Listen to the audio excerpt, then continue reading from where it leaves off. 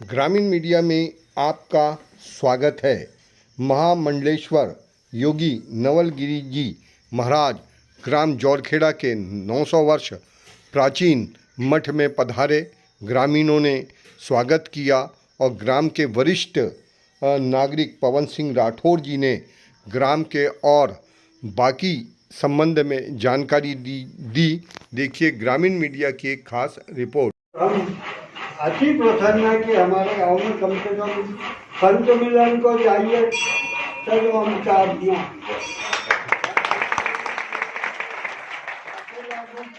बलियारी गुरु आपकी गोविंद लियो।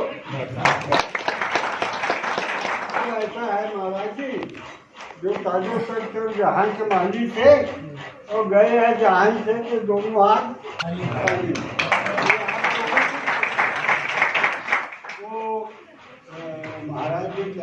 मंडलेश्वर महाराज जी कहाँ के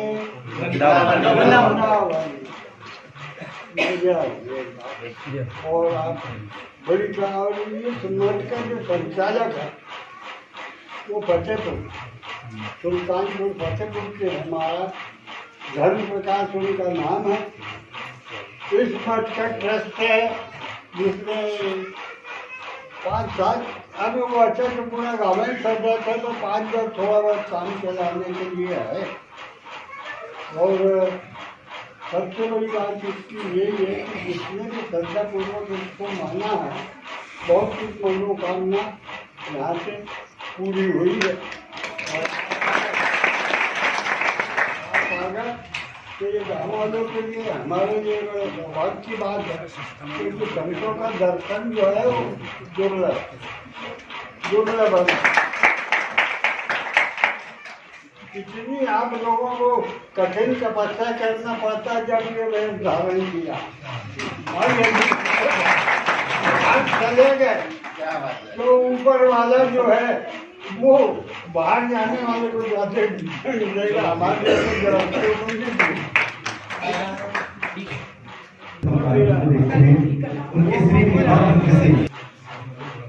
ऋषि वृंदावन बाके ये जो मठ है ना ये 900 साल पुराना है और इस मठ से पूरे विश्व और पूरे भारत को एक संदेश जाता है। इस गांव के रहने वाले कई जन्मों का जो पुण्य होगा तब यहाँ पैदा हुआ होगा। जय तो जोर से बोले, जय तो जोर से बोले। बाके बिहारी लाल की जय। मेरे बाके बिहारी लाल को लगे और गुरुदेव को भी लगे 900 साल पुराना इस पूना के मठ को भी लगे कि आज भी मेरा परिवार जोश में बैठा है। श्री वृंदावन बाके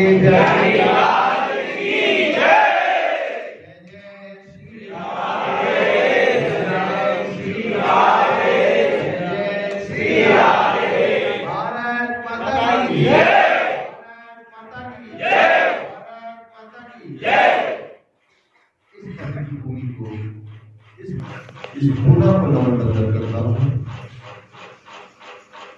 इस संपूर्ण गांव वासियों को उनके भाग को नमन करता हूँ, वंदन करता हूँ। मेरे सामने बैठे बुजुर्ग ये पूरा इतिहास जानते हैं और गांव में ऐसे बुजुर्गों का रहना, उनका आशीर्वाद आप पे बना रहना, आपको नमन वंदन। जम्मू कश्मीर से लेकर कन्याकुमारी तक की यात्रा पर निकला हूँ। बस एक बार पूछूंगा वृंदावन कौन कौन आया है?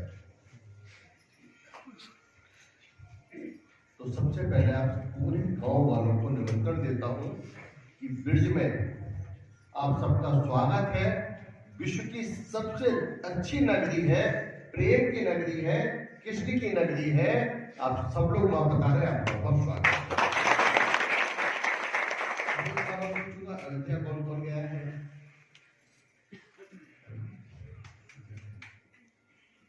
राम मंदिर बनने के बाद गए हैं कि नहीं गए? जी गए हमारे बनने के बाद मंदिर भी गए।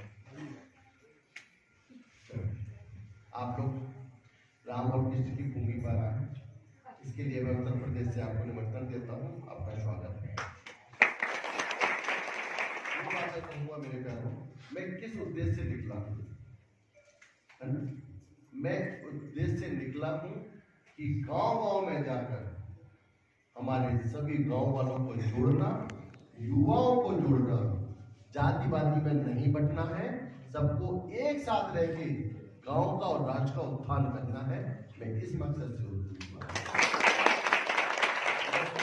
से निकला हूं कि गांव का युवा, गांव का बुजुर्ग नशा मुक्त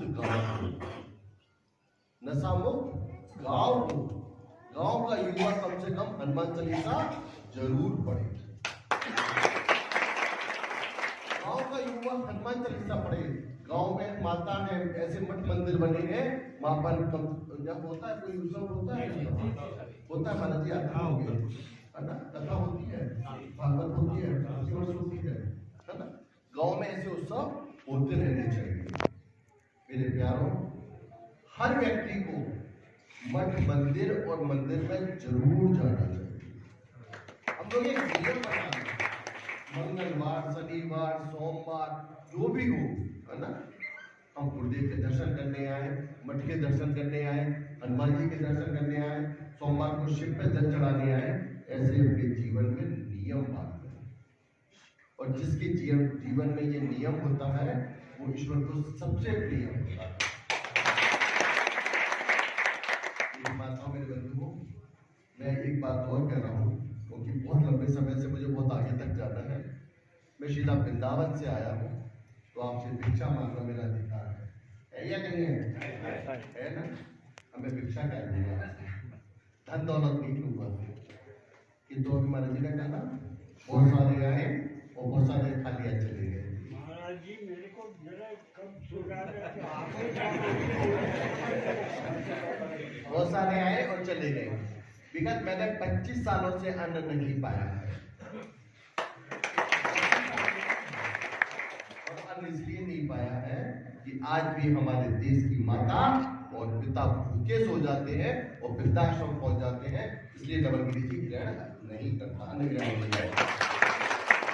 जब करूंगा जब इस देश की माता सुखी रहेगी, है ना? इस देश का पिता बुजुर्ग सुखी रहेगा। आज की स्थिति बहुत खराब है, पूरे देश में नशा बहुत ज्यादा चल रहा है, गांव-गांव तक नशा आ गया है, गुटखा और शराब तो सब जगह आ गई है। ये दर्द माताओं से पूछो, जिसका बेटा, जिसका पति, जिसका भाई, है ना, नशा करता होगा, ये दर्द माताओं के पास में है। वो कह नहीं पाती होंगी, उठती होंगी, उनको मालूम है कि उनको कितनी जिल्लत भरी जिंदगी जीनी पड़ती होगी। तेरा बेटा नशा करे, तेरा पति नशा करे, है तेरा भैया नशा करे, वो गुटखा खाता है और उसमें साफ लिखा हुआ है कि गुटखा खाने वाले को कैंसर होगा और शराब पीने वाले का लीवर जाएगा। साफ लिखा हुआ है, बताने की जरूरत नहीं। लिखा है कि नहीं लिखा है? लिखा हुआ है। हम लोग मेरे प्यारों नशा मुक्त गांव बनाए, ईश्वरीय गांव बनाए, गांव तरक्की करेगा। किसान और कृष्ण एक राशि का है, किसान सुखी रहेगा तो कृष्ण सुखी रहेगा, कृष्ण सुखी रहेगा तो राष्ट्र सुखी रहेगा।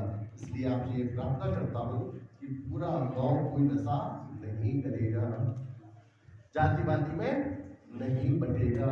हम सब एक हैं, सब एक ईश्वर के संतान है या नहीं है ना? हम सब एक ईश्वर की संतान है। खाली जातिवादी हमारे काम आती है विवाह के लिए और किसी काम नहीं आती। बाकी सब मैं हूँ और आप में एक ही है ना? मैं चाहता हूँ कि इस गांव की जितनी सेवा मुझ पर हो जाए, मैं तन मन धन से अपने आप को इस गांव को देता हूँ। जितनी अगर आप सेवा आपको वचन देना पड़ेगा कि गुरुदेव आज के बाद हम लोग कीर्तन करेंगे, बुजुर्ग लोग कीर्तन करेंगे, युवा हनुमान चालीसा करेंगे, अपने माता पिता की सेवा करेंगे, सनातन धर्म और राष्ट्र से प्रेम करेंगे, जातिवाद में नहीं बटेंगे, है ना? जातिवाद में नहीं बटेंगे और गुटखा और शराब बिल्कुल छोड़ देंगे।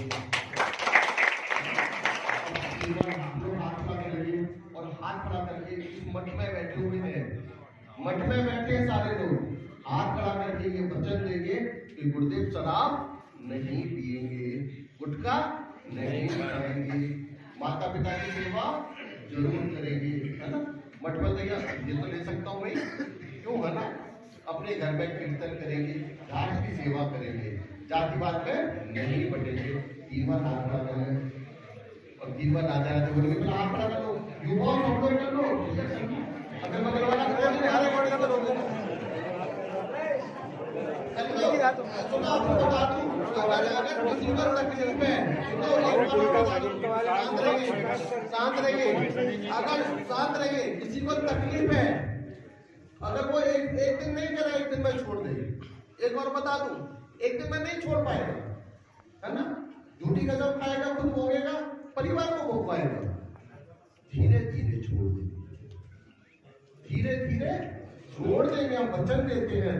घर पे तो शराब पी के कसम खाता है, आज बिना नशे का कसम खाएगा, है ना, झूठी कसम तो रोज ही खाता है।